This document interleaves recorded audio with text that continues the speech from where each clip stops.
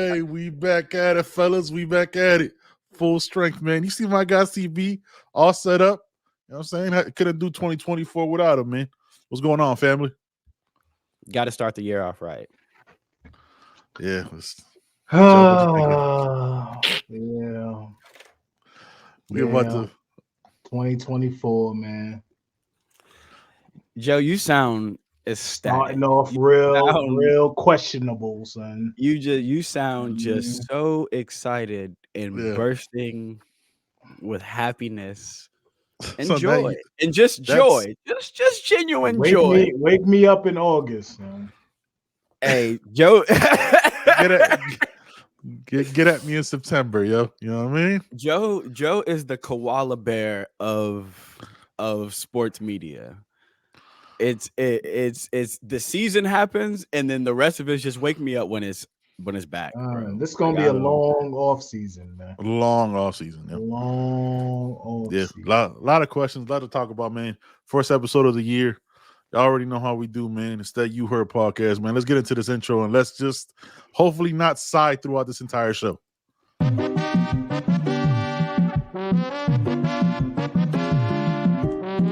Welcome to the You Heard podcast with your hosts, Ben, Joe, and CP. We're here to cover everything related to Miami Hurricanes football, from hot topics to pre- and post-game analysis.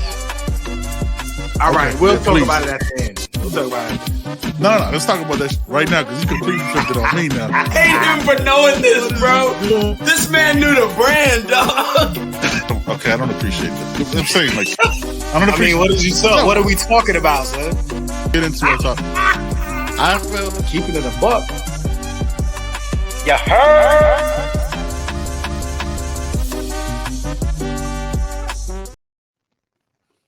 Yeah, man. Jams every time. Every time. Jams every time. Never gonna change that intro. I'm keeping that one. That's put that on my mama. I ain't changing that intro. For a while, it was bouncing around. It was changing that thing. Oh, no, son, I was tinkering. Hey, man, I be tinkering, son. I be tinkering. You know what I mean, I try to get the roster's good. You know what I'm saying? The background is locked in. We're good. We're good here. All right, man. Look, there's a lot. We haven't talked in a minute since before the bowl game. Obviously, end of the season 7-6. Not another, you know what I'm saying, total of 13-13 in the last 2 years. I'm gonna ask y'all, man. Joe, I'm gonna start with you. Final. Yeah, I'm gonna start with you because let's just get it out of the way. Son, I can see you. You didn't have to like mouth it. You know what I'm saying? Like, this is a video audio podcast. People are listening to. We're gonna go ahead and cut to Joe. We're gonna go ahead and no. Joe just sitting there like on a delay. No, Joe's face just now was the off-screen producer for Club Shay Shay during that whole interview. He was just like, just looking around like, oh shit, this is it. You can't say that. No, wait, you saying names? You saying names? You keep talking. You gotta shut the fuck up. How is it that all those wives look alike? It's weird. Yo, but 2023 season thoughts. Yeah, season thoughts. Joe, what you got? Final thoughts? Make it a sentence, a statement. What did we finish? 7-6 or something? 7-6. Yep. 7-6. You know, it was a season. But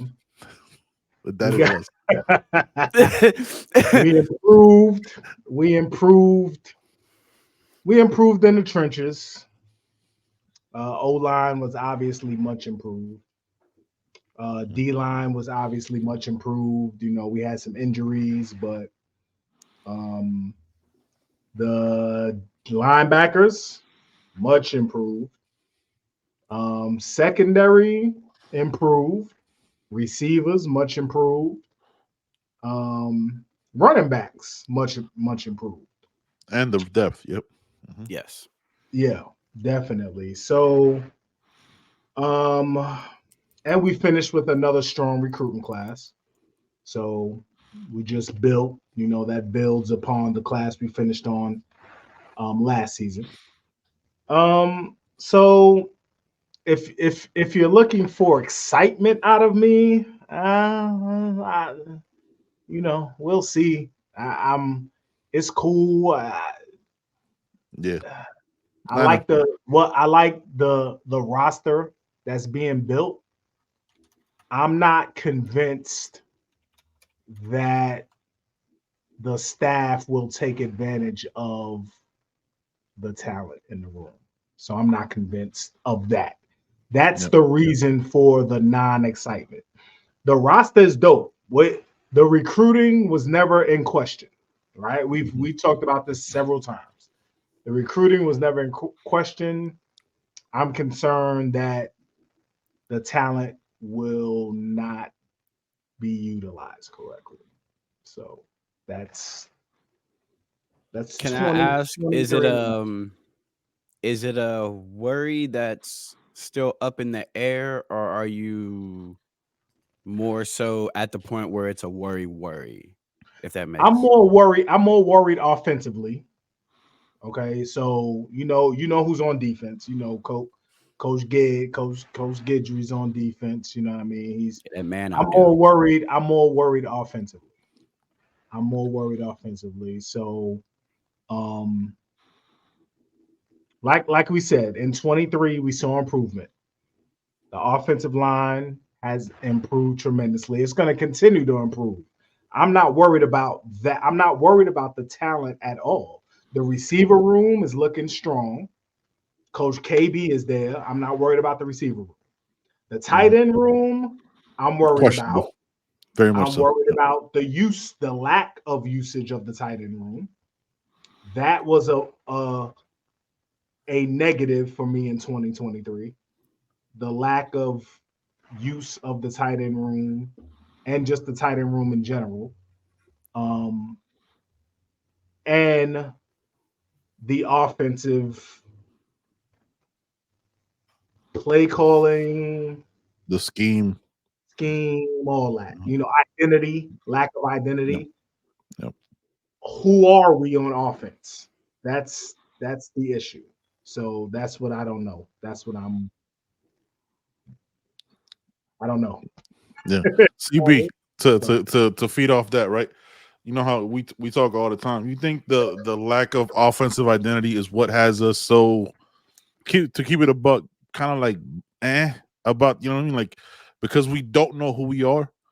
Like we don't know what look, you know my gripes, right? Like the lack of rotation on offense bothered the fuck out of me all season.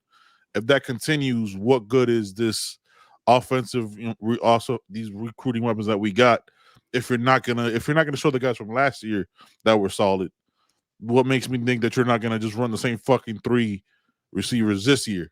You know what I mean? Like if it's all about how you practice. So what you think?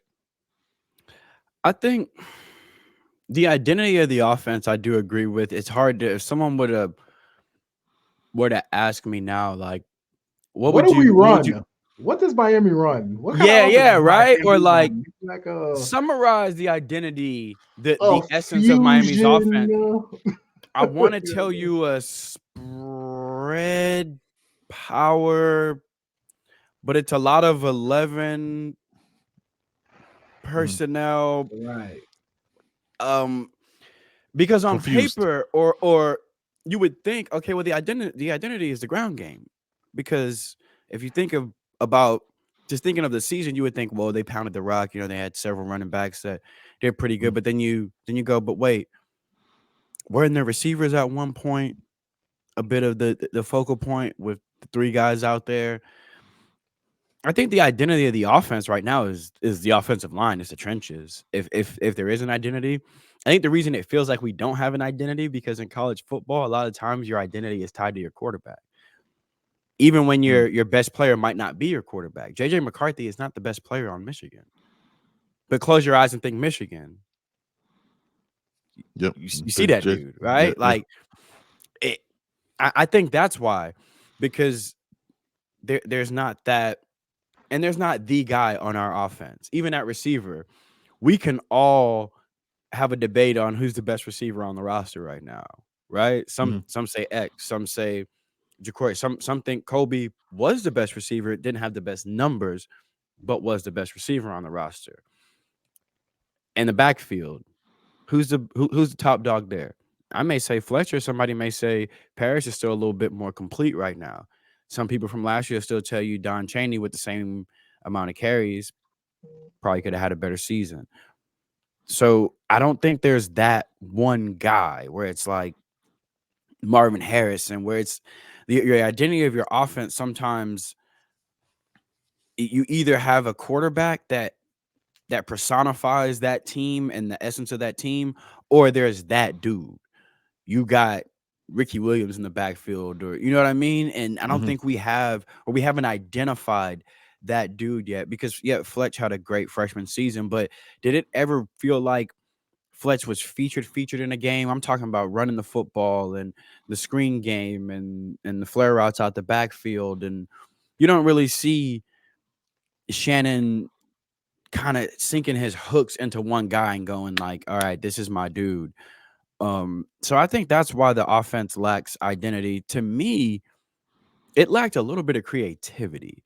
The run game, I think it was successful because we had some just dogs in the trenches, man. I think, that interior offensive line with Lee, Cohen, and Cooper, they just mauled folks. But where were where's the creativity? Mike McDaniels gets a lot of slack for his offensive or his run game having too much creativity sometimes. Like the fan base is like, dog, run a normal dive sometimes. But then you watch Shannon Dawson's offense and it's like, bro, run a guard tackle counter sometimes, like run a sweep, run some misdirection. Why is it? And I know it's more of a zone scheme, but it seems like it lacks a lot of creativity. There's not a lot of movement. There's not a lot of creativity when it comes to personnel groupings. That 11 personnel with the tight end and the H-back for set, if I see that again, I'm gonna throw up. I'm tired of it. You want to see just creativity. Like where was the those jet motions with Ray? Where was trying to freeze a linebacker with those motions in the backfield, faking the reverse? Where's the progression of some of these things? You see little things like the sweeps to Jacoby, but where is the progression of that? Where's the play where we still send Jacoby in motion, we fake the sweep, hit the dive? Where's the fake the dive, fake the sweep, tight end screen out the backside? Whereas fake all of that, throw back to the original motion? McVay made himself famous because of his creativity, because he gave you an 11 personnel and did so much with it. You saw one play become 7 different iterations of a play. That I don't see. I don't see offensive creativity. I don't see the speed package at receiver. I don't see I don't see a lot of personnel groupings. And I think I was one of the ones before the season I was thinking, man, this guy, I'm thinking personnel groupings, we're going to start to see different sets. So for me, that's why I think it doesn't have the creativity that we want, or that the identity that we want. But if I had to summarize or give my final thoughts on the 2023 season, it was too much meat on the bone. We left too much meat on the bone. We didn't finish, and we left too much meat on the bone. There's easily 2 or 3 more games that we should have won, and that's not just a fan saying it because I'm a fan. Objectively, if you look at, it's 2 or 3 more wins we should have had, at least 2 for sure. I do like what I saw as far as the team showing grit, showing fight. We didn't see the same kind of quit that we saw in previous years. We saw a team that wanted to battle, that fought out of bad situations. We saw a defense be put in bad situation after bad situation and just fight. So obviously they're buying in. Obviously the whatever Mario is selling, the players are buying. But I want to see more. I want to see more from the offense. We're in the day and age of in today's game, dude. Your offense got to do more. You cannot put a good defense in bad situations, constantly in bad field position, quick 3 and outs. The mismanagement of the clock, it doesn't make any sense to me. A lot of times and I know I'm not the only one. A lot of times the plays that we scripted to start a game, I was like, yeah, this is like your time to, yeah, the script was always a little empty. Yeah, it was a light script. it just. But when we saw glimpses, there's some of that stuff in the A&M game. We was like, yo, it was going crazy. And then so you would see things like there was a 3rd and 2, I think. We come out in the very last in the ball game. We come out in an open set with JB. And I'm like, ooh, timeout is called. Then we come out in a heavy set, and I'm like, the lack of space. Just we don't seem to use space. Then when we do run a lot of things, these screens, we run them to the short side of the field. We don't. It's really weird how we don't use space a lot in this offense. And I think that the tools are there. I think the ingredients are there. Maybe Shannon needs to learn the players a bit more. Maybe he never had the quarterback he wanted. You know, there could be reasons, but from what I can only judge what I saw. And from what I saw, it's a small sample size, but I need to see more creativity. I need to see, and I can't accept the excuse that he didn't have his own ingredients either, because neither did Guidry. Yep. Guidry inherited what he inherited. Now, he inherited 2 All-American safeties, and yes, but Guidry inherited to Corey Couch and was like, I know how to use that. You know, he took Corey Flagg and was like, I know how they're not using him, and I know how to use him. Best season. I know when not to use him, and I know when to use him. Facts. You know what I'm saying? Like, so I wanted to see that with Dawson. Yeah, we had young receivers, but hide what they don't do well and accentuate what they do well. Where were the bubble screens to guys like Robbie or Ray just to put the ball in their hands in space, especially when Jacory was a quarterback? Those are easy completions. Where's the mesh concepts? Where's, you know, there's more I want to see from offense. Yeah, no, I'm with you, man. Look, y'all wrapped it up pretty well. It felt like, for me, right, looking back, like, and working the hindsight of it, it felt like on offense there was always like a net cast on, like, this is all we're gonna let you do. Like, this is it. We're not gonna let you go. We're not gonna let you venture past this point.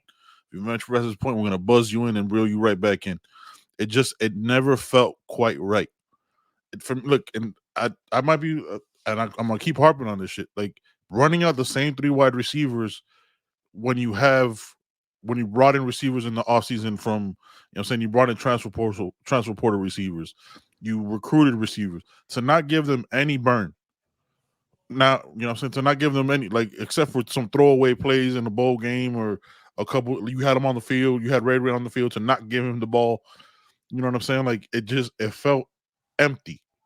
You know what I mean? Like, a lot of it was like, yo, we're going to play to this point, but we don't want to go past it. Besides the A&M game, right? Like, it seems like that was the one game that we went for it. Every other game, we were playing for a field goal, playing for overtime, playing with good effort. But, like, even like everything just felt capped. Like, this is the experience I want you to get. This is it. Anything past that, we can't do that. You know what I'm saying? Like, God forbid we run JB11 out there for some packages to show a defense something different. Like, anything. The JB11, to wrap up the JB11 criticism, where, he's not the guy, he is the guy. Fam, this was his first game in the bowl game, and people were like expecting him to be Michael Penix Jr. with all the experience in the world and just go out there and ball out. I don't know what y'all were thinking. Like, dude had a solid game for not playing. Was it 20 or 31? You know what I'm saying? Ran the ball, showed you a different skill set. But it just all felt empty, even in that game. You know what I mean? You have the momentum, you get the block punt, you never do anything after that. You never respond with energy. It was like, yo, this is all we're gonna do. That was in the 3rd quarter, that block punt. It wasn't like it wasn't the last 2 minutes of the game and lost it on some wild shit. Just, it always felt like there was a cap. The mismanagement of time is unacceptable, yo. Like, I started thinking about this because we haven't done a show, so it really let me, like, be thinking about it. Obviously, getting over, you know what I'm saying, being under the weather and all that shit. It was like, you get so used to coaches doing the easy shit, like knowing when to call a timeout, that it never stands out to you, right? Like, just knowing, like, okay, I got to call timeout here, you got to do this. But it does happen sometimes. Like, coaches could call dumb shit. Like, last night in that playoff game, you take Jonathan Taylor out, you know what I'm saying, on your 4th and 1 for a chance to go to the playoffs. Like, stupid coaches can make stupid calls, but it just feels repetitively stupid, right? Like, why do you take timeouts with you in a bowl game? Like if you're gonna have the ball, what was it 4th and 3 or whatever it is for a chance to keep the drive going with JB11, and you know it's his first game, take a timeout, settle him down, like just normal shit, and you have an extra timeout. That's unacceptable. That's why I said like maybe he needs to hire an analyst or take some off-season classes and like just watch tape over and over and see like and take like a test where like he has to press a buzzer, like call a timeout here. You know what I mean? Like get something in this fucking. Like I'm sitting, like fam, like it's that's a narrative that is proven, right? Like the bunch of other narratives around him, but that shit's unacceptable. Former players are the most arrogant, stubborn coaches. Like I really feel like Coach Cristobal is, especially if they worn that uniform, yeah. He's a 80s, 90s Kane. He's like, yo, it has to be done this way. Yep. That's his thought pattern. When you listen to him talk and you listen to him explain what's going on in the building, how he's doing things, it has to be done this way. That's his whole thing. It has to be done this way. He talks about how it was done in that time. We're going to win with, hard-nosed effort, hard work, no doubt. He's instilling those properties into the team, which is dope. Yep. But him as a coach, you can't do things like that. Yep. This is not then. It's not. Like, yep. And that's the toughest thing for some coach. Listen, it took Nick Saban a long time to get caught up. You know what I mean? It took Nick Saban a while to change. Yeah, he had to battle through LSU before he even. He did. Mm-hmm. Yeah, but he had to evolve. Who would have thought Nick Saban would have had a spread? You know what I mean? Offense with a quarterback like Bryce Young. You know what I mean? Back in the day, you'd have been like, no. It seems as though with the offense, it's like if we have a good rhythm going, passing the ball, and something happens, it seems like the head coach would be like, all right, brother, let's just chill. You know what I mean? Let's dial it back. Let's run the ball. Let's get the coaches involved. Yeah, you know what I mean? Like, it seems like that's what's going on, man. And listen, you have to score points. Like, if you look at LSU averaging 45 a game, Oregon 44 a game, Oklahoma 41 a game, Georgia 40 a game, like SMU 38, 39 a game, Washington 38 a game. Like, you have to score points, man. You can't. Texas is averaging 36 a game, Michigan 36 a game. We barely averaged 30. Yeah. We were at a little over 30 a game. Like, that's not going to cut it. It's just not. You have to score. Want to hear something interesting? I got a question for y'all. Mm-hmm. Yeah. Who do you think in the backfield had the highest number of receptions? And what do you think that number is? I'm gonna go not looking at I'm gonna go Henry Parrish had the most receptions. Number as far as catches, go yeah, like 7. I want to say like 17. What do you think, Joe? I'm gonna say Mark Fletcher. Shit. Okay. Henry Parrish led the backfield 11 for 32. Oh my God, that's unacceptable. Fletcher was second with 7 for 62. 11 catches. 11 catches. And that's the most in the backfield. That's the most in the backfield. That's fucking terrible, man. What the fuck? The second most was Fletcher with 7, and AJ Allen had 4. But then I will say I love how they used the running backs when it came to the run game. Parrish 100 carries for 625. Fletcher $105 for 514. Chaney 94 for 478. AJ Allen only had 70 carries for 361. He his usage towards the second half of the season confused me. I wanted to see a little bit more AJ. I like how AJ Allen runs. I thought he runs having bigger him than his size, man. having I him in the thought, read option with JB. I thought either him or CJ would have been a good fit. But like, I love how they spread the carries, and I love how they use the running backs when they were hot. But then You have to do that in the run game, son. That goes to what Ben was saying. You have your three, Jacoby, X, and Kobe, with all the catches. Yeah. You're not hitting nobody out the backfield. You don't have we never attack the middle of the field. Ever. So the tight ends are not going to get catches. The running backs are not going to get catches. Like, that's crazy. Our leading receiver out the backfield had more catches than our leading tight end. Our leading tight end had 8 for 72, which is Riley, and Cam had 8 for 62. So Riley had Parrish mad drops as a freshman. Parrish had more catches. Can't say mad drops because he didn't get targeted. He didn't get targeted. That's a bad call on mine. I can't say mad drops. He only got targeted like 15 times. I tell you what, Parrish and Fletcher are our two leading receivers out the backfield, had more catches than the entire tight end room. That's ridiculous, bro. There's things I love. There's things I saw that I loved, how they used the running backs, the grit in the trenches. But then, running backs not being involved in the passing game. And you got a struggling quarterback. When the quarterback was struggling, why weren't there running back screens? Why weren't there, just flares to the running back out the backfield? Just get me 3 on first down. So let me flare it to you. It's a long handoff. Just get me 3 or 4. Maybe you break a tackle, get me 13. Maybe you break 2 tackles, get me 40.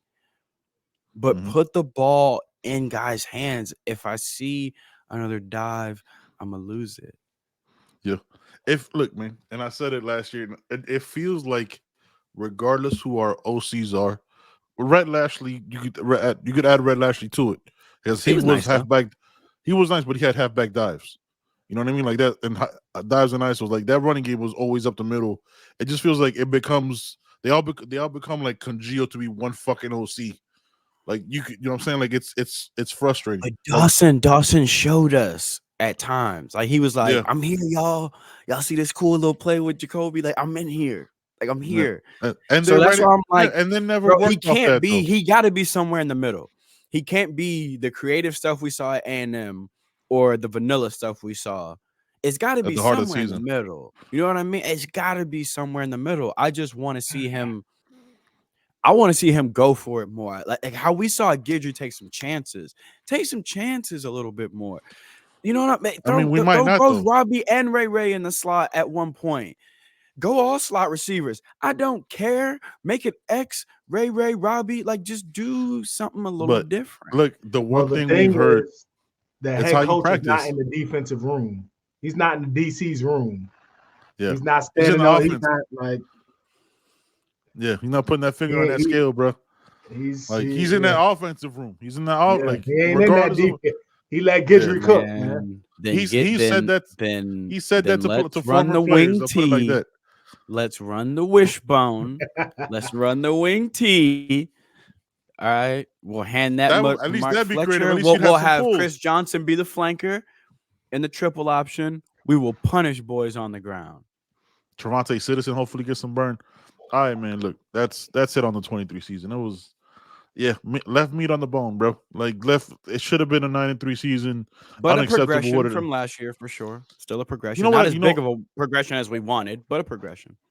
If I'm being honest, like I got tired of the but they're giving better effort conversation. Like but they're trying hard. I like you know what I'm saying. Like it's. I could see that as like far as the freshmen, you know what I mean? Because like they don't know the whole playbook, they're working their way in. You give your effort, but like guys who have been here, like there was no like it just feels like there's no clear leader in that room on that offensive side. It tells you where the bar was, though. That's where the bar was for how us low it was. Season. We was like, we want to see these boys hustle, just try, and I think they're so young. I think the reason they don't have those defined leaders, or they don't anymore, because Cam. They're so young. We talked about that, how young this roster is, bro. Yeah. Perfect segue. 62 out of the 85 players on this roster are freshmen or sophomores, not counting the weird shit with receivers that are 4th-year sophomores, so they could be here for another 3 years. You know what I mean? Like, are we? Look, it's January 7th, right? We still don't have a quarterback. We don't need to get into that shit. Every other show's on that conversation. Let them have that. Shout out to Donald. Shout out to everybody else who's done is it QB we know choice what it week? is. We know what it is. We Ain't know no what quarterback it yet. just is what it is at this point, unfortunately. Yeah. But our team is, again, 62 over 85 as of right now. All freshmen and sophomore. We did have a rusher freshman leave in Collins. Cyrus Moss bounced. We've had some losses, man. And again, like the thing is, we dropping our heads. But fam, that's gonna be next year too, because if 62 out of your 85 aren't graduating, your next year class is gonna be small as fuck, and you have a lot of needs. Like you gotta hold on to Luke Nickel, right, all the way through with fighting Georgia off to have a quarterback with some high level I can't talent. begin to tell you the people I will sacrifice for Luke Nickel. Yeah, there's a lot of people that you got to push off. Man, like, are we looking at another? Hey, but they're trying really hard year, and how long does that shit last? CB, I'll start with you. You want me to give my unpopular opinion? I've been telling y'all for the past couple weeks in the chat. Go ahead, man. 2025. I think 2025 is the year. And I know nobody wants to hear that. I know that's not popular. It's not sexy. It's not exciting. But when you look at this team and how young the nucleus is, right? Imagine one more year for the class that came in this year. So Ruben Bain's a junior. Josh Horton's a junior. Jaden Wayne, Robert Stafford, Caleb Spencer, Ray Joseph, Robbie Washington, Pancake, I think so. Inez is a senior at that point if he decides to stay. Maui Noah, that nucleus is mature at this point. And then the very important class that came in after them. So we can't downplay how important. If the 2023 class was important, this 2024 class is bigger. So then you get a year of football under the belt for Lightfoot, for Scott, for Pickett, for Zaquan, for Ryan Mack, for Rudolph, Cameron Pruitt, for Rudolph, for Plaz, who's moving inside, for Manaya, held his own in the AA game. Yeah. For Hellcat, for JoJo, for Naikar, guys that are going to now adjust to the speed of the game. That class is now sophomores. The big nucleus that Mario's building this foundation on is the 23 class. They're juniors now. Then we sprinkle in the 25 class and some transfers, and 25 to me is the year. That's the year that it should culminate. That's the year that the wine should be aged perfectly. That's the year. I think. Who's the starting quarterback at 25? Someone was calling me over there. I had to. Yeah. Okay. Yeah. I'm sure. I'm sure you. That's a lie. That's a lie. Did you call me? You didn't. You're shaking her head no. That's fantastic. Who's leading us to this? I tried to use her for the out. I was like, "Did you call me?" She was like, "Why are you looking?" I'm sorry, I'm getting the call. CB was like, "I'm going on. I'm getting the call." But you'll see this on the show. Who's leading us? This moment won't make sense to her. In 25. Son.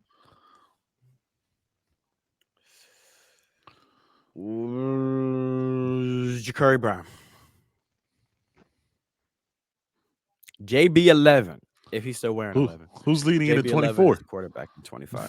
Who's leading it in 24? Nah, we ain't talking about 24. 25, because 25 is when we're gonna make the run. That's when I think. That's when I think we're ripe. So now, here's another reason why we're supposed to be set up for 25. Because if you look at the original plan for Cristobal, again, that 23 class is the most important class to him, right? Our 5-star quarterback was supposed to be in that class. By 25, he'd have been a junior. As I'm telling you, the plan was 25. If you look at it, so I say, but we don't know how the transfer portal works. We don't know. You know what I'm saying? Maybe things don't go as great as Mississippi State. That's the issue. Here's the issue.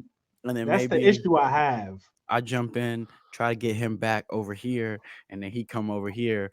I don't know. I think JB now. Right now, if you ask me, I think it's JB. I think JB get another year of seasoning, and then he's our KJ Jefferson. I'll answer that in a minute. Go ahead, Joe. So or Luke come in and true freshman that thing. Who knows? Theoretically, right? It's supposed to be built like that, right? Yes. He's building it how you would build it if there wasn't a transfer portal. And that's the problem. And NIL. So he's building it perfectly pre-transfer portal, pre-NIL. This ain't that. Once again, this ain't that. Again, this ain't that. Yeah. So I admire the way he's trying to build it. You have to have your high school cats. You have to build depth through high school, and then you add on. That's how the transfer portal was supposed to work, right? You add on what you need in the portal, but your nucleus, your core is from high school. All these cats, who's to say 8 of them won't transfer out after this season? 8. Yep. Who's to say 8 people from your 23 class won't leave after this season, and 10 people from your 24 class won't leave because they weren't playing, or because of we see that all over. See that all over the nation. You know what I mean? So it's great to wait. Some people don't want to wait, fam. Like I've been winning my whole life. I don't want to wait. Ruben Bain does not know what losing is like. You know what I mean? He does now, right? But he does not know. JoJo. I was about to say that. Them Chaminade boys. Daquan, they don't know. So them STA boys. In 24, I gotta just suck it up because 25 is the year. So I gotta chill. I gotta sit out. Yo, Zaquan, we gonna redshirt you. You know what I mean? We gonna let you chill because we're gonna make this run in 25. Fuck out of here. Yeah. What? Yeah. What? Yeah. We're athletes. CB, you played. No. So don't. He's not saying that. I know. I just think that's the year that everything ripens. But I get it. That was the plan. Can happen now if things are done correctly now. It can happen now. The problem is don't see it until the problem is that was the plan that he's sticking to, but he's not adjusting getting punched in the face. Like that's the problem, right? Like, yeah, Jaden Rashada would have been nice if we had him. We didn't get him. There's been no pivot after that. We lost Jake Garcia, didn't get a transfer portal guy last year. It's just been like, oh well, hey, 25 a year. I'm just gonna recruit the fuck out of these young kids and make it work. Fam, again, like what Joe said is right. Like we could lose 18 of those 60 players. You know what I'm saying? Josh Horton could bounce if he doesn't get much burn next year. If you're gonna put in you know what I'm saying? Like then there goes your depth at the defensive tackle position. Ahmad Moten can get pushed out in spring. Like we're talking right now. Motherfucker, we can have people leave in spring because there's another transfer portal. And then what? And then what? So you're planning, yes, and Joe's 100% right. You're planning pre-transfer portal. Like given you hit the portal hard your first year with a bunch of nobodies. I don't know anybody for a bunch of motherfuckers, just a bunch of fucking dudes. He overreacted. I think he thought he had to do that. That year I would have been like, hey, fuck it, just roll what you got and then burn these motherfuckers after the season. Like, look, we about to suck bad. I apologize. But taking a bunch of guys for 3-4 years, that a bunch of thank yous and you're welcome should not have been here, yo.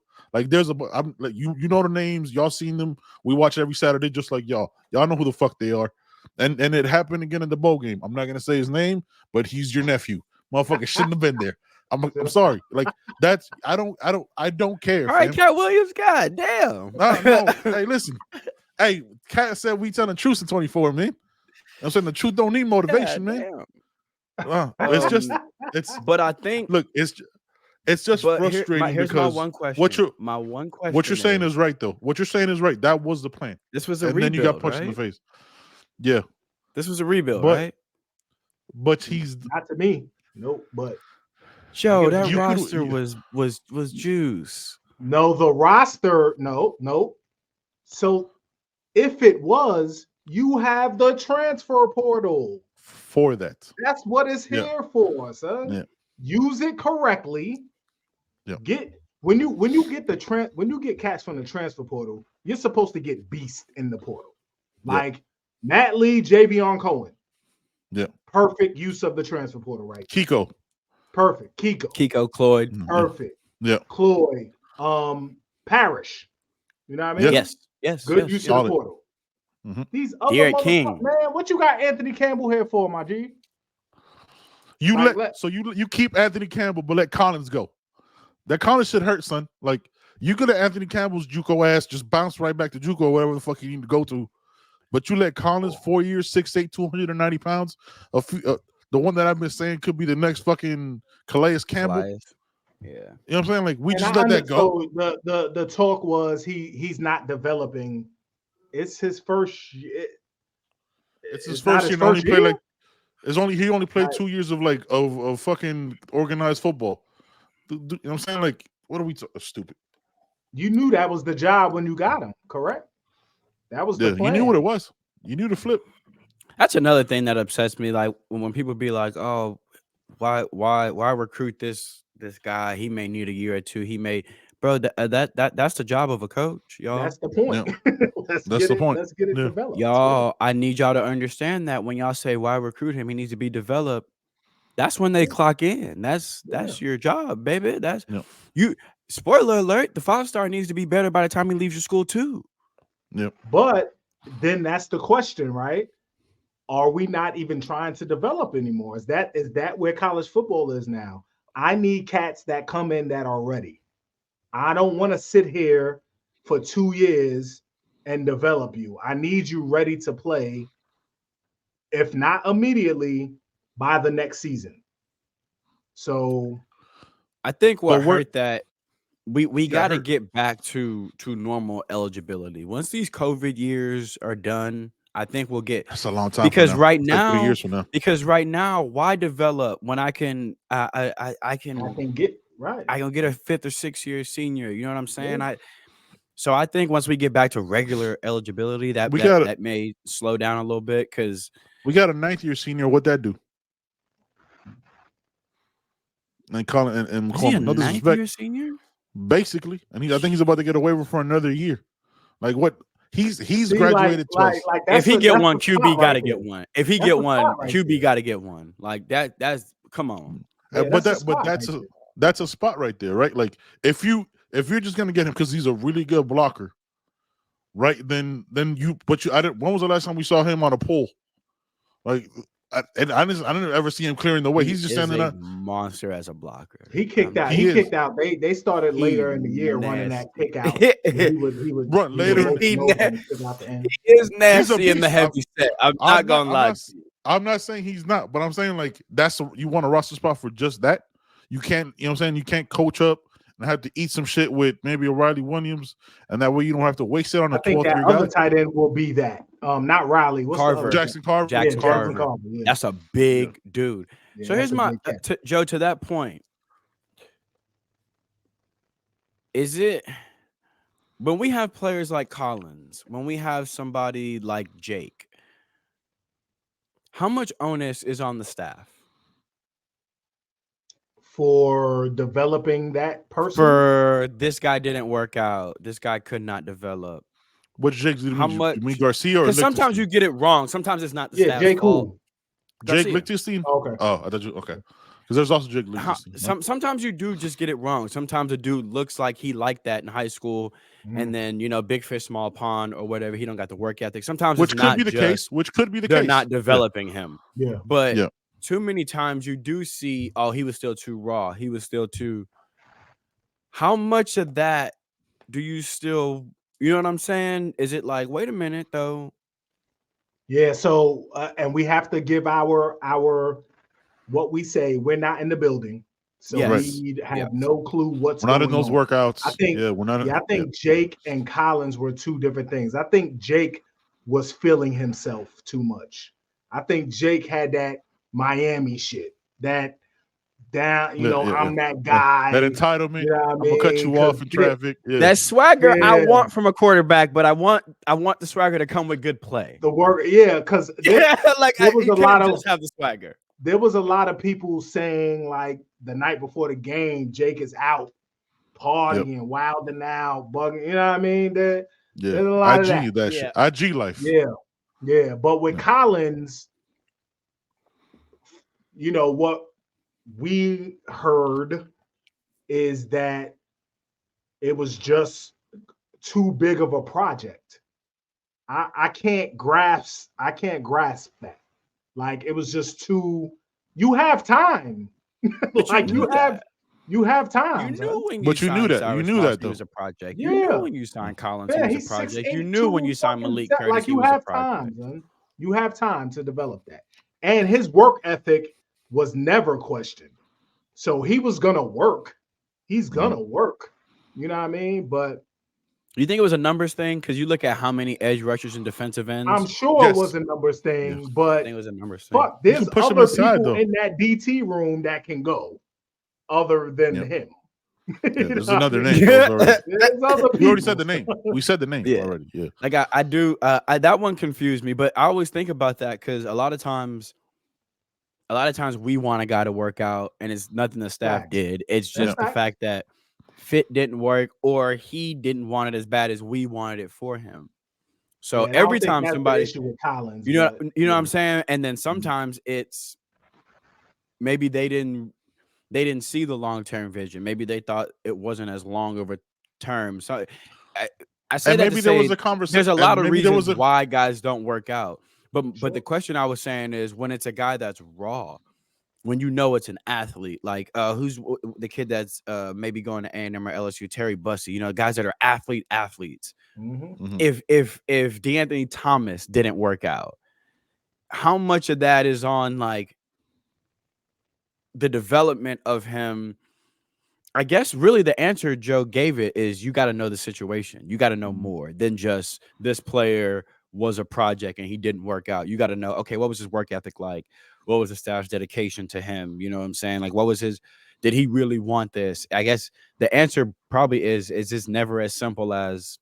It's never going to be. You know what I mean? It's never going to be. As simple as the Twitter responses. It's never as simple as he wasn't a take. It's never that simple. Never that. It's you gotta ask more questions. Like it could be just that we don't have a spot. It could be it could be look, we're getting too many guys in and it is too much of a work thing and we got to make numbers and he needs to go. It could be maybe he wanted to go back to the West Coast and he had a conversation with the staff. We don't know. Like what we saw during this past month or whatever, you know what I'm saying, in the past 3-4 weeks is a lot of motherfuckers have no idea. And they're just fucking throwing darts at a dartboard. Just hey, this is what it. Every day we saw different tweets. Though he'll be here by Friday, or though this is what it was with this young man. Motherfucking nobody knows. Like you're only the people that really have conversations with that young man, and we know them. You know what I mean? And that's it. Like everybody else is just speculation and noise and bullshit. So we get caught up in. Oh, he's gonna be great. Like we don't know what Collins is like. Look, man, I want to go to Cali. Like I just want to go to UCLA. He's from the West Coast, right? Yeah, he's from the West Coast. Played football and was gonna go to Michigan. So that's his whole areas from there. Maybe he just wanted to go home. Wanted to play in the Big Ten. Home. Yeah, he could just want to go home. Like we oftentimes we want to scapegoat a coach. Like we know it wasn't the coaching, right? We know Gold Jacket. And Coach Joe can develop. JHH had his best year wearing a Canes jersey this past year. You know what I'm saying? You know and what you saw. What they did. The staff could have been like, "Please don't." Like, not like we still have a plan. Yeah, so, but I always like to ask that because a lot of times the fan base will just run to, "Oh, he couldn't be developed." Well, sometimes it's bigger than that. You know what I'm saying? Sometimes the staff fails a player. Like, I know we're fans, but sometimes it happens. Sometimes the staff gets it wrong. They didn't fully develop somebody. Was hurt. He was, and hurt, I don't right? mean Collins specifically. I'm talking about like that project athlete kind of guy, the large picture. Yeah. Some of those bigger picture guys, like people looked at Nez Cooper that way. That he's a long-term project. He just so happened to figure that shit out faster than you know what I mean. But Yeah. I think, and look, he got hurt. Sometimes you just want a fresh start, right? Like I think he had like some kind of injury in the preseason. Maybe he just wanted a fresh start, which is what I expected. With like, if I'm keeping it a buck with Trevante Citizen, huge injury his first year. No, I thought he was going to jump in the portal for a fresh start and see. Just sometimes you need to change of scenery, and it's not. It's a business, like it's people like, oh, he's not a taker. All this, it's a business now. All that shit. Why did they tease us? Huh? Why did they tease us with Citizen unnecessary? For 5 more people to watch that bowl game. I was excited too because I was like, ooh, like if he really 100, we all knew what he was like that coming out of high school. Like he was like that. So it was like if he 100%, if he get 5 carries in this game, I want to see it. But CB, come that's on, how man, I felt all year with truth coming out. That's how I felt most of the year with most players, yo. Like, why am I not seeing this other guy? Why am I not seeing Chris Johnson? Why am I not seeing Robbie Williams or Robbie? Is it Robbie Washington? Robbie Washington. Why am I not seeing Ray? Why am I not seeing this? And again, and people were like, "Oh, but X had a great year." Yes, motherfucker, X can have a fantastic year, still get all those catches. I could still get Ray to get 10 snaps.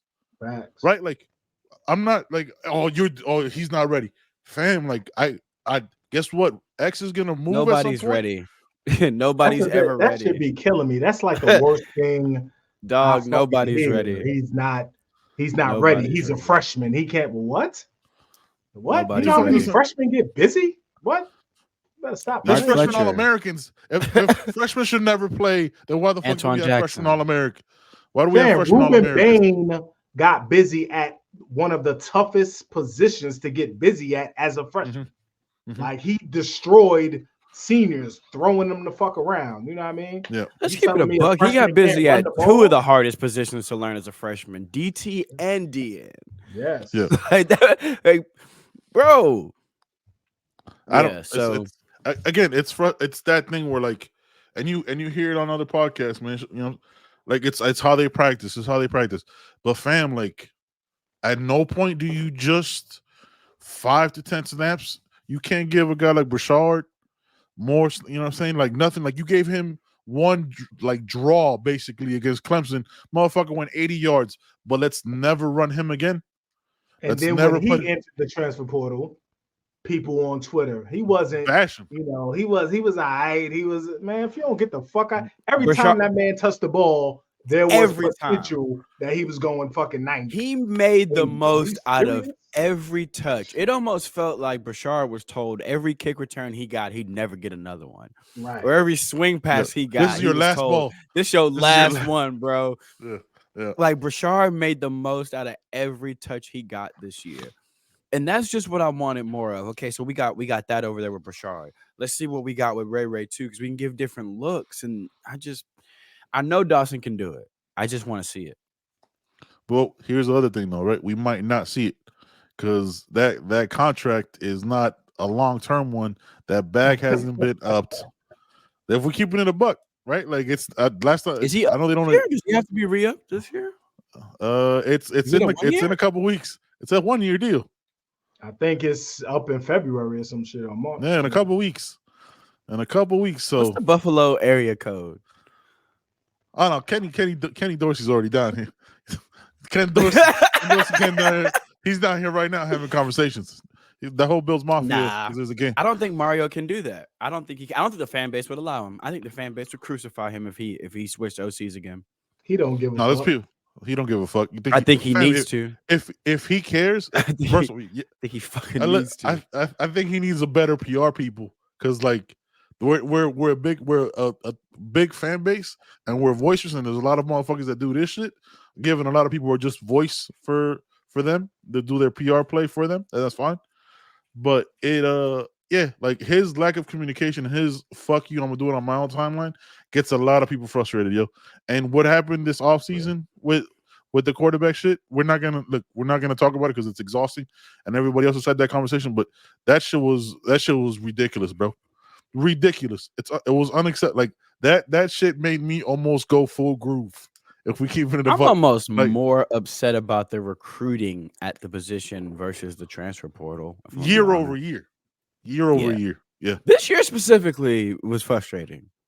This year specifically, because it felt like there were a lot of guys.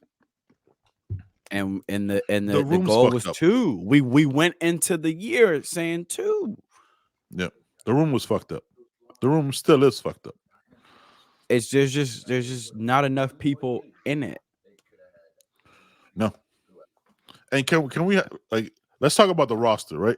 Let's talk about something that's been bothering me. If we're gonna talk about this briefly, not people coming in. Can we stop with the whole it's gonna be JB's team? Like that's what we want, because that's the offense we want to see, because we want to see a versatile, skilled, swaggy quarterback. They showed you they want boring, right? Like they chose a true freshman. They saw JB all off season last season, right? Because the offensive coaches and everybody was there. They went with Emory. Given the conversations, whatever, you chose him because of a conversation in August. Is that how petty you are? Because then you're choosing your own ego. Like we're keeping it up. Then you're choosing your own ego over what's best for the team. Because what I saw with JB, the ceiling is a lot higher. What I saw with Emory was like, oh, okay, I've seen you before. So it's just. I'm sorry, y'all. My dad is hilarious. I'm listening. No, it's been exhausting, man. I don't know, and I don't know what the fuck they do, because what we got, it's just fuck, man. Again, another offseason. But then you watch Hudson. You watch what was the dude's name at Houston? Not Hudson Card. Tune, Clay Tune. Clayton Tune. Yeah. Bro, the way he used Clayton Tune, JB. No disrespect to Clayton Tune, but JB's a better athlete. Clayton Tune got busy in that offense with his legs, with his arm. You know, Tank Dell. Same offense. It's not the same offense. This is an unknown offense. This is a nondescript. At Houston, who was the head coach? Dana Holgerson? Dana? Was it still Dana that year? He just got fired. Dana just got fired. Yeah. So that was the offense. The head coach at Miami does not want that type of offense. I understand the hire, but if that's the case, then I don't understand the hire. He does not want that. I don't understand the hire. If you don't want the offense, you know what I don't want when I want Chinese food is I don't call a goddamn pizza place. Mexican spot, right? Well. I think he wanted a fusion. You know what I mean? To fuse his running. He ain't fusing it, and it's not happening. he ain't fusing it. But that's why I still believe in JB in this system, because I looked at the Houston system and I'm like, man. In the Houston system, not this system. He can do this. And the Houston, what he could do in the Houston system that was brought over. Not what he could do with what I saw this guy run at Houston. Yeah. Facts. I don't know whose system it was, but I saw this motherfucker run it. And he came here. So I was like, JB finna be with. That's what we kept saying. We was like, man, the development for JB, like this year is going to be dope under TVD, but man, how is he going to develop JB? Because we saw what that offense looked like with a dual threat quarterback in Houston. It's like plug Ray where Tank Dell was. You know, like we had those conversations. We talked about how much the backs were used out the backfield. They're never used here. Then whose offense was it? Give me him. Get Dana Holgerson. Whose book was that? Fuck, man. But that tells me that Shannon Dawson can do it, though. If the conversation needs to be whether he needs to be allowed to do it, then I don't know. How do you tell that? But I've seen him call plays for a quarterback like JB. So, how do you have that conversation? But you know what I did like? Second half, coming out of the second half, that first drive that he had for JB started out with some read options, some RPOs. It was real fast. I like the way he called that. I thought JB looked good throwing the ball. It's kind of where the period ends on the sentence, because we didn't see a lot of that. But when Shannon Dawson is forced to run a 2-minute offense or a hurry-up offense, he cooks. Because they came out in the second half in a very hurry-up style. And it looked good. And didn't do it again. I liked it. I liked it. I liked the read option. I liked the run PO, the RPOs. I like that. I'm gonna tell you why you can't continue that though, because you don't rotate your fucking guys. Right? Like you don't rotate, you're gonna tire them out. If you want to run that fucking quick game and have them running back to the line and run it, those receivers gonna get tired. If you never fucking rotated them, receivers don't run hard on every route. That's a myth. Yeah, I know, but you got to have them come back to the line. You know how? But what one That's one true. time? You still I gotta don't bust remember one it, yeah. time. You still got to bust it.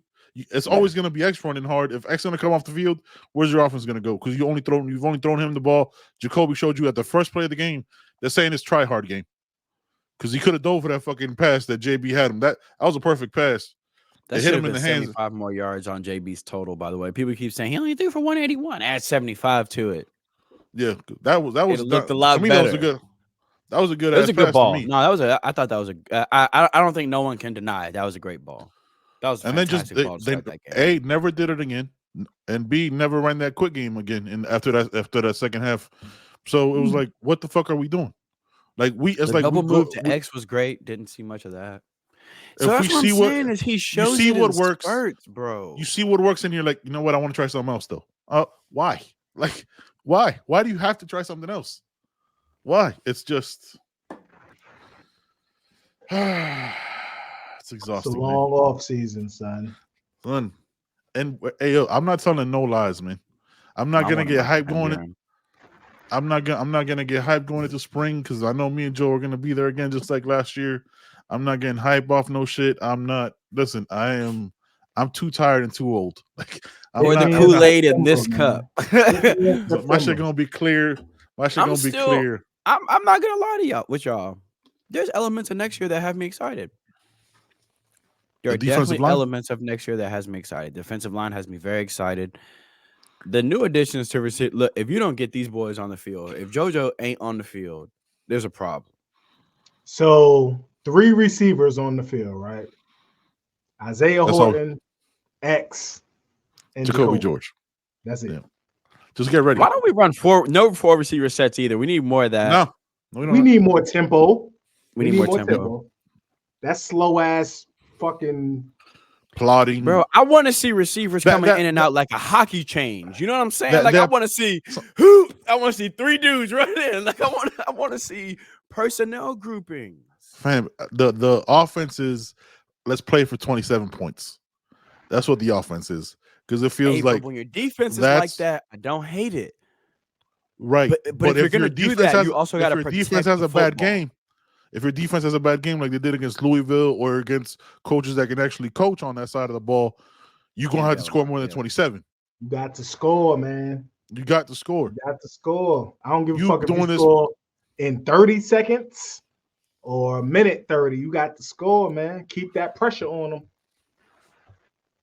Like that's you got to rotate these guys, man. Again, like it's not anybody who listens to this. It's not. I'm saying that X shouldn't be playing or Jacoby shouldn't be playing. Y'all know how I feel about Jacoby. Y'all two do. I don't need to say that on the show. It is what it is. You know what I'm saying? Moving on. You keep that. You know what I'm saying? I want to see Shamar Kirk next season. Not just one fucking play as throwing him a deep ball when he's double covered over the top for some reason. We begged for that, man. We begged for that, man, to come here. 8-3 didn't get no burn, son. 8-3 didn't get no burn. You remember how nervous everybody was when we thought he was committing somewhere else? Yeah. We thought he was going to Oregon, right? Like that was the whole thing. It was Oregon, wasn't it? It was somebody. Yeah, it was Oregon. That was Oregon. Yeah. Fam, like we talk like again, an older player, leader in the locker room, you know what I'm saying, could have all those potentials. We had the conversation with him on the show and just never saw him. Like, I don't give a fuck how hard these 3 practice. The young guys need burn, yo. Like, they're gonna be gone, and then we just got a whole bunch of guys with no experience. That's what we're gonna have. Like, or injuries happen. Injuries happen, and you need to have the confidence in the other guy. That's another reason why you rotate personnel like that. Also, you never know. You can keep saying somebody's not ready, but you gotta find out when the lights are on. You put him again for a double move, and he cooked a DB that we all know is like that, and it's like, hold up, when Isaiah Horton get that? Yep. We saw Isaiah Horton running routes this year, and we was like, oh, he got to get more reps now. And he looked not ready in spring, but then you got to see him more, and it was like, oh, he kind of you kind of like that a little bit. So who And knows? You know what I'm let me saying? ask Who y'all knows if something. Riley was ready? They didn't scheme enough to put the ball in Riley's hands to see if Riley was ready. Now there was a play, and I love the play design in the bowl game. It was a fake toss sweep, and it was a throw to the tight end going up the seam. Now the play action opened up the linebacker crashing down to open up the throwing lane. Riley was open, and because of the pressure, Jacory didn't get it there. I love that play design. I want to see more of that. Scheme guys open sometimes. You know what I mean? Like, where is the stacked releases to get Ray a quick, an easy release so a DB can't get hands on him? You know what bothers me about this shit too? Get guys, we're in a day and age where it don't matter how big your receivers are, you can get them open. If you got small guys that you're worried about getting hands on them, you can scheme to where you can get them free releases. Like, come on, there's ways to work the personnel. So if guys are not ready, you have to put them in positions to get ready. Get Ray a rep. Get Robbie a rep. Keep Jacoby and X out there in the formation, so there's some familiarity with the quarterback. But sprinkle Robbie in, sprinkle Redding in, sprinkle Tyler Harrell in. Sprinkle, Tyler Harrell gone, right? Right, yeah. Tyler gone after this year, but I mean, last the running back screens, bro. We used to be a team that had a great screen game for running backs. I close my eyes and see Greg Cooper running a running back screen right me out. No. The running back screen to the middle, we used to be so good at it. Pop open that old Green Bay Packer playbook, pull out some of them Amon Green screens. And adapt it, bro. Green Bay, they used to have some of the nastiest screens back in the day with them running backs. Like, and if you got a quarterback that's struggling like TVD, why not running back screens? Not just a million jailbreaks to the short side of the field. Also, why are we running bubble screens to the short side of the field? Put the ball in the guy's hands in space. Running that shit to the short side of the field defeats the purpose of running it. It makes no sense. So it's not that. I think it would be easier for me if I felt like Shannon Dawson didn't have the skills as an OC. It'd be easier for me to be like, well, he trash. But I don't think that. So it's even more frustrating because I do think Shannon Dawson can be a good coach. So it's frustrating that I'm not seeing it. Yeah. It's frustrating overall. I mean, it's been it was a frustrating season. It's what you get from 7-6 when you could have been better. You should have been better. You know what I'm saying? Like that's why it's like it all feels like we just have so many questions. Like, is that acceptable going into year 3? Still having these many questions? Again, on the offensive side of the ball, we know. First of all, Coach Guidry, glad you got your bag. Thank you for staying another couple of years. Much needed. God. I'm sure we'll talk about roster changes and staff changes in the next coming weeks because every staff goes through their things where people leave. So we'll talk about that when it happens. But man, stay away from my DB coach, y'all. Stay away from my DB coach. Coach die, still doing his thing, but yeah, man, it's too many questions, man, and it feels like there's more questions, and having to wait for another year, like the way CB says, is not something that people are ready for in the year of the transfer portal. It's unacceptable, man. And the quarterback shit dried a lot of fans out, bro, because it was just like it dragged on so long. It was exhausting. Man. Salute to Rasta, man. Rasta stays positive. A very frustrated guy right now. Salute to Rasta, man. That's my dog. I feel you. Hey, you brother. know what though? Rasta tell it how it is though. Rasta not gonna sugarcoat it. So if Rasta's frustrated, you can kind of feel how the fan base really feels through people like that. People who don't fake it. People who don't feel like they gotta fake it. You can the temperature of the fan base is frustrated right now. Let's keep it a buck. And the lack of communication doesn't help me. Like the lack of like I want to I don't need to know your everyday moves, but we're not gonna get a conference from Mario till the first week of spring, right? And then he could try to watch coach speech, any of this shit.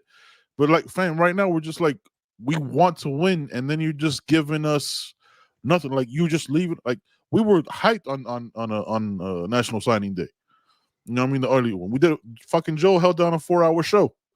You know what I mean? Like we talked about it, killed it, and all that shit. And now we're just like, fam, like why do you need a slow step? Everything.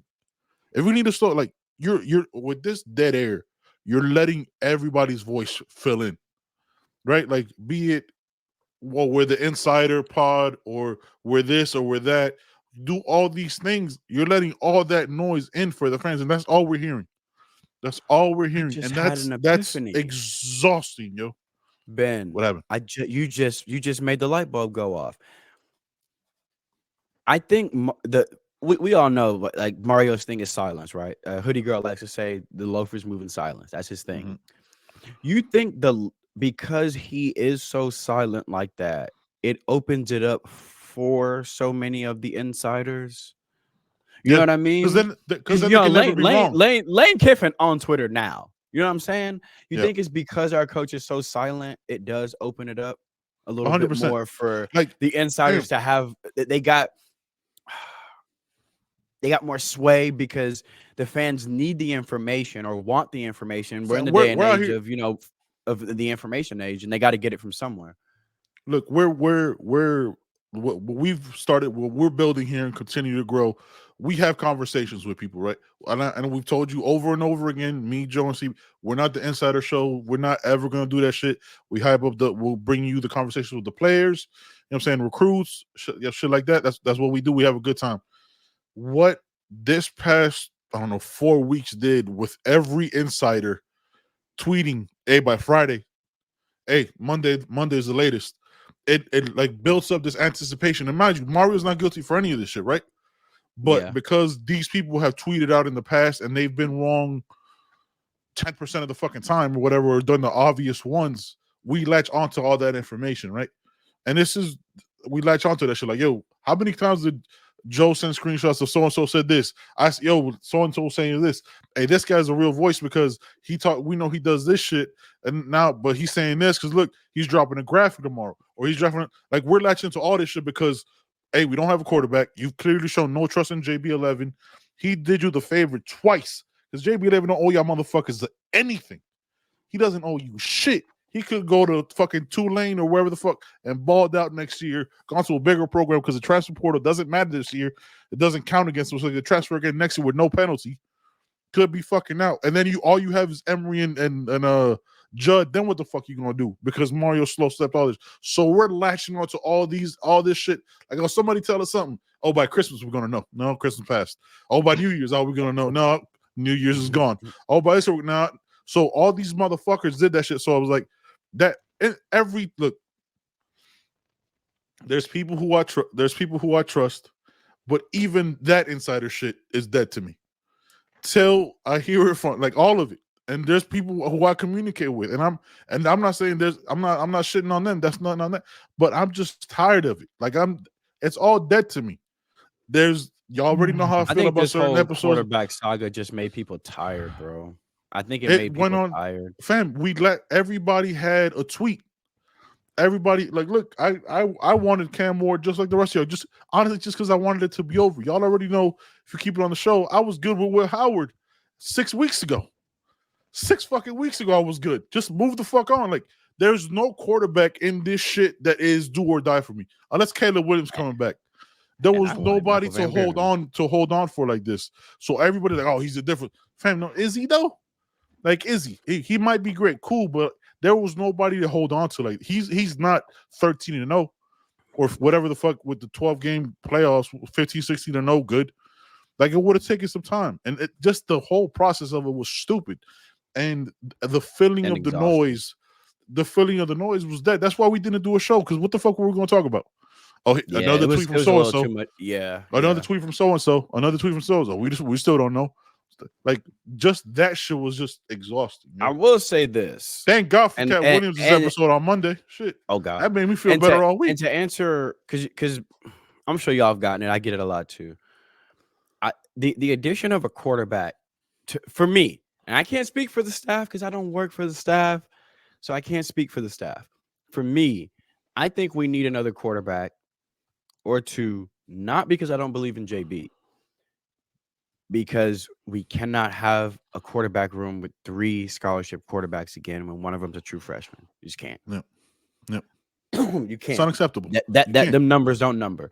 Y'all know how I feel about JB, man. I think the kid needs a chance and he can take it and run with it. Let's get positive. Let's switch gears. Yeah. We had some of our commits in 2 separate All-Star games. Mm-hmm. The All-Americans showed out. Let's start with the UA Next All-American All-Star game presented by Under Armour. They don't advertise with us, so that's the most I'm gonna do there. That sounded like a commercial. Yeah, I'm not giving them more than that. They do not pay. Fire and Ice. The ice uniforms were so dope. Speaking of commercials, let's go to our actual commercial. Oh yeah, let's go ahead. Welcome to Caneswear. New store, new items, same great experience. Family owned and operated since 2010, Caneswear has the latest merchandise from the Miami Hurricanes, Miami Dolphins, Florida Panthers, Inter Miami CF, and more. Come visit us at our store in Davie on University Drive, just south of 595, or online at caneswear.com. Caneswear, the spot Miami fans shop. Caneswear got that did y'all see towards the very end of the ad? Yeah, I'm getting that. Yeah, that's new. I never saw that. Yeah, I ain't seen that one before. That I'm getting that. Yeah, that commercial's like a year old, son. How could that shit? Bro, there's no way that was always on there. It's been on there the whole time. Yeah, that's why he's doing. He's usually taking a picture. He's usually taking a picture. Also, so y'all, did anybody else catch that I was still talking before Ben went to commercial? Anybody I had to do it. In the chat? I had to do it. No? I had to do it, son. I had to do it because or else the commercial never gets played. Yeah, man. All Americans, man. Booker Pickett showed out in the you know what I'm saying, in the Fire and Ice game. Yeah, right? So for the Under Armour game, we had Booker Pickett Jr., Josiah Trader, Adarius Hayes, and Ryan Mack. Adarius Hayes was the only one on the Fire team. Everyone else was on ice. They got cooked, right? Ice got cooked in that game. No, Fire got cooked. Fire got cooked. JoJo was a standout all week in practice. JoJo Ryan Mack was shutting down 4- and 5-star receivers, not just in practice, in the game too. He actually set the record for the most pass breakups in that All-Star game with 3. To be fair, Darius Hayes was getting busy in practice too. He just had a rough game, but he was getting busy in practice. But another one that people were raving about is Hayes. His athleticism and for that size, I think, is one of the things that 6'4", right? 6'4". Booker Pickett Jr. is as advertised, if not better. That young man got every move you could possibly want from a pass rusher, and they all work. Spin move, quick 1-2, power. It don't matter. That boy bad, and it looks like he's gonna be trained in the kind of West Bassett role where he'll be playing inside and then bumping down on the edge. He said that himself. So he was playing a little bit more linebacker this year as a senior to kind of prepare himself for it. I don't know if that's the move. I think the move is to put that boy at defensive end and leave him alone. What we saw this week, it was just elite. I mean, did y'all catch a lot of the game or a lot of the clips? Obviously, what were y'all thoughts on the game and how some of them Canes look? I watched the whole game, man. And yeah, like you said, Booker Pickett was, quick off the edge. Definitely a problem to handle. I think him standing up, like we don't normally see people moving backwards, right? So if you're a D lineman, we don't usually see those guys move to linebacker. We don't usually see linebackers move to safety. It's usually the reverse, right? So safety move down, linebackers move up to D line. So hopefully that doesn't happen. Hopefully he stays on the edge and adds a little bit of weight and just rushes the quarterback. You know what I mean? Yeah, we'd like to see that. Yeah. JoJo is just, you saw they put him at corner. He got a pick. Yeah.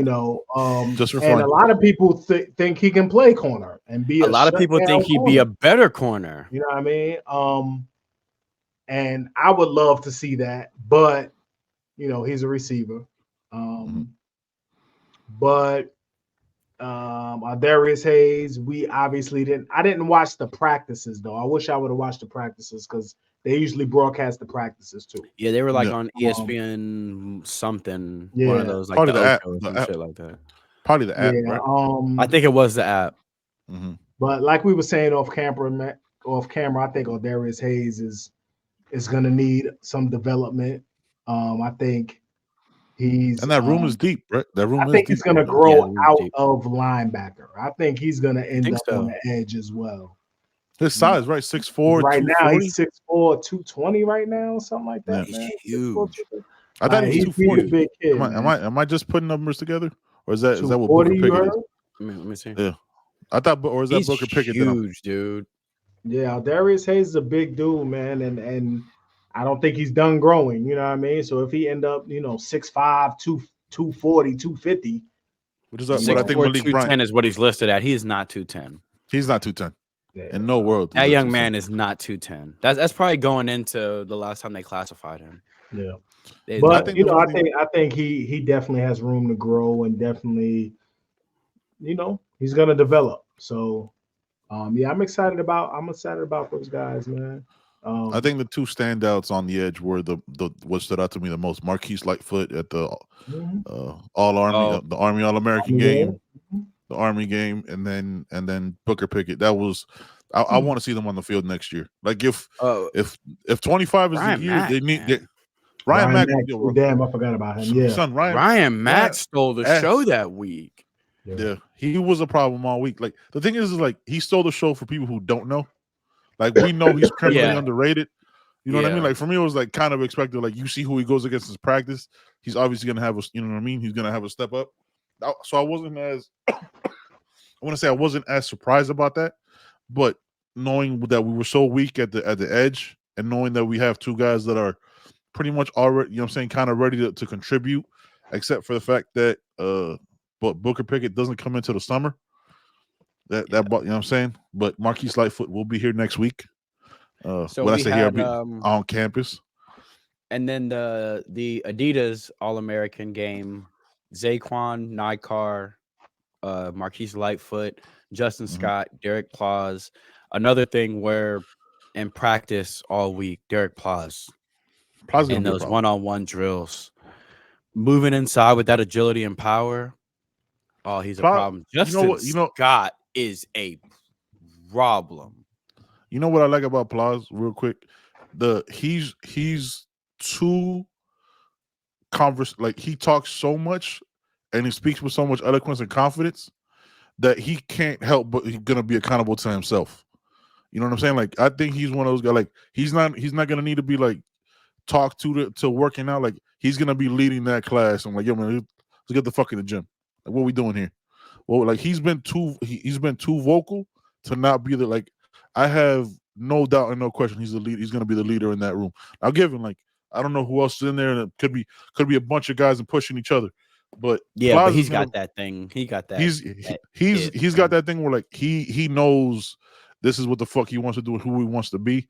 So I'm nothing but give all the credit in the world to Plaz, man. And Justin Scott is, I mean, come on, son.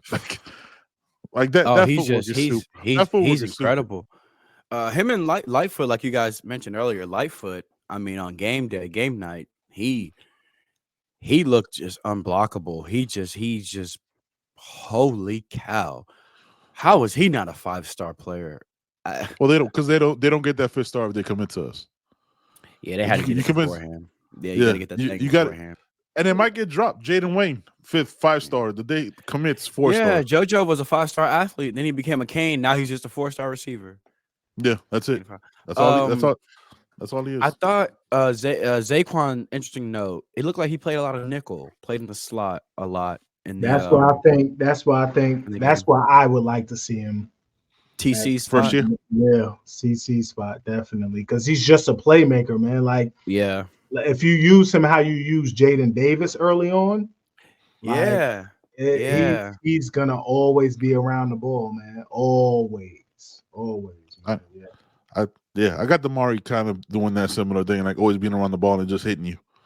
Like it's Again, I want to leave Damari out there. Leave him out there, and man, leave him alone. Just leave Damari out. Damari and DP stuff, two. Put him in somebody's face. Damari and DP two are my corners. Like we'll get into the whole spring depth chart and all that shit when that roster works itself out to whatever it needs to. But yeah, again, defense I don't have as many concerns, man. I really don't. But it don't mean shit if our offense don't got identity. I'm concerned with the safety position. Yeah, I'm very concerned with the safety. Yeah, we didn't get to see Jaden because he was banged up. So we didn't get to see Jaden in the bowl game. Small. But Markeith looked good. I thought he looked good though, man. I thought Markeith looked good. He does, but he has to put. I don't know. He's like the Snoop of Canes football, man. Fam, he was in every play. He was in every play, but yeah, it just. I thought he looked good. He got to put on weight though. Yeah. He has to because he's bouncing off people. He's bouncing off people. I'm gonna need you to put on a strong 15. I don't know how you do that, son, but you gotta put on weight. What's crazy too is the way he come downhill is like he already got the extra 15 on him. Yeah, but he come downhill like he 220. Oh yeah, like Markeith. He hits you, baby. Slow down, dog. He hits you like he's 170 or whatever. You know what I'm saying? Whatever. I think Jaden Harris. I want to see Caleb Spencer, man. Me too. Um, I wouldn't mind Jadeus back there, bro. Jadeus got some size. Yeah, he's got real good length. So you know what I mean? Especially now that let's run through at DB. We get the reason we get Zaquan in as an early enrollee, so that'll be good for the safety room. Yep, getting him in early. If y'all hear fireworks in the background, I don't know what's going on. It's not even close to a day to celebrate. They just out here getting it. It's just I think the Texans made the playoffs, so they've been going crazy. They did, yeah. But the early enrollees, Lightfoot, Armando Blunt, Zaquan Patterson, Nycar, they going in. Josiah Trader, Darius Hayes, Elijah Dylan Day and Isaiah Thomas will be there. That's good. For the safety. Elijah Lofton. Oh, wait. Yep. Oh, yes. Okay, good. Yeah, Markel Bell, Plaz, Dylan Day, Isaiah Thomas, Judd Anderson, Cole McConaughey, Chris Wheatley Humphrey, Nino Francavilla, and then that's obviously something too. Cole McConaughey, son. Cole McConaughey, nasty. Yeah. Nasty, son. I think I'm gonna have him on the channel soon. I wanna chop it up with him. Dylan Day, y'all. Yeah, we kind of skip over how serious this class is. That's my dog, bro. I think he's so underrated. I think that's Andre Sam. Yeah, going to the league, Andre Sam. Yeah, I think that's Andre Sam. I think that's why Guidry loved him so much when he saw that film. I think he saw that film and he was like, "They done cloned Andre Sam. Like I get another 3 years of that." So I like that. Of the early enrollees, if you had to pick two that you're most excited for, who you got? Look at this list again. 1 second. They are going in back there. That is crazy. It is the 7th. Early enrollees. Not counting the transfers. Marquise Lightfoot, man. Pick two. Yeah. Okay, Marquise Lightfoot, Nycar. Speed. I call him Lambo. That's our Lamborghini because we already got the Ferrari with JoJo CJ. Because again, like I just receivers in general. I'll put JoJo in there too. He's the only other guy. Hey, man, you only get two. What's on now? Joe, he's trying to steal other people's picks. Joe, what two early enrollees are you most excited about? When the bushy top come out, he starts stealing other people's picks. Yeah, who can't I say? He said Lightfoot and Carr. Yeah, I said Lightfoot and Carr. They go.